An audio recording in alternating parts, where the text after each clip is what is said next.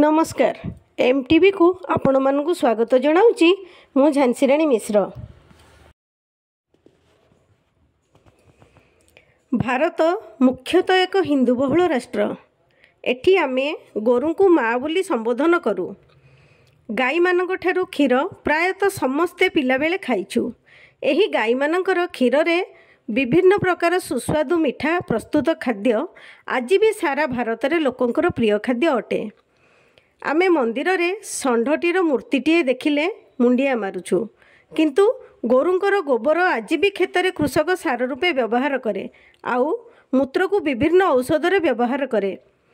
जदि केउठी गोरुटी आहत होई पड़िछि देखुचे तेबे मुह मोड़ी चली जाउछि आजिर ए मनीष समाज। तथापि किछि युवक युवती अछंती जाहांक पाखे आज भी मनीषपणिया बंची रहिछि। आज सेई भली गोटिए घटना देखिबाकू मिलिथिला अनुगुल सहर रे। गोटिए षंढटीए रास्तारे पड़ी छटपट हेबार खबर मारुति सेना को मिलिबा परे मारुति सेना जिला सभापति रंजित धल विषयी नेतृत्व रे एक टीम तुरंत घटनास्थल रे पहुँचिले और चिकित्सार समस्त व्यवस्था करिथिले। अनुगुलुरु रिपोर्टिंग ललिता मुर्मू सहित विद्याधर महांती एमटीवी।